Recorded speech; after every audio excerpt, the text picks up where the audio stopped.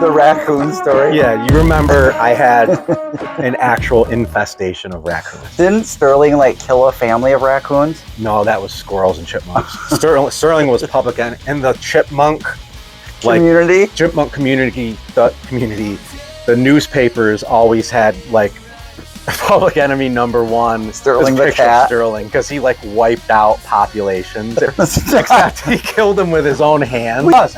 He murdered like every chipmunk within like 5 square miles.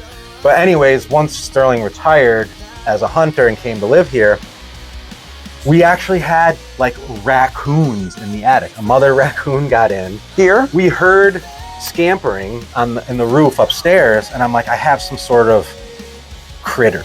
And so I thought it was mice or maybe chipmunks. Mice don't make noise like that. They're not small. like that, but it didn't sound that loud. It didn't sound like raccoon. Raccoons are kind of big. Yeah. So it didn't sound like that. So, but when you have critters, you call an exterminator.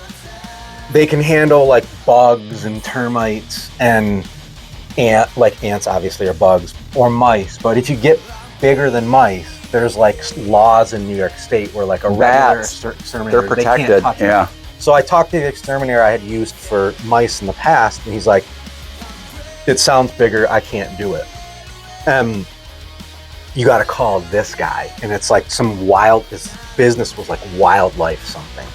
So I'm like, all right, this kind of seems like overkill. And he comes over, it's this old guy. I couldn't remember I'm trying to remember his name. Bob. No, it was not Bob, and I thought it was maybe Hank or Frank, something like that. It's not like Larry? Chad or Brad. Like, he's too old to be Chad. Like, Chad, I feel like you had to be like, there was like a moment in time. There's no Chads over 60 and there's no Chads under 30. There's like this moment in time where it was a popular name and then it like ended. Anyways, like, let's just call him Hank. He comes over, he's this old guy. He's a really nice dude. But he's like, he was calling them coons, which I'm like, I don't feel, could you just say raccoon?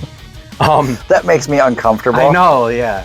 So Hank tells me that I have raccoons. And he gets up in the attic with this camera thing, and he's like, yep, see, there's like a mother and like 8 babies. And so he proceeds to set this monster trap. I didn't believe it. I'm like, how could there be raccoons in the house? I didn't believe it. A couple days later, these traps outside Sterling and I go out on the back patio, and I hear like hiss, and Sterling like jumps, runs in the house, and it's a mother raccoon and 3 babies.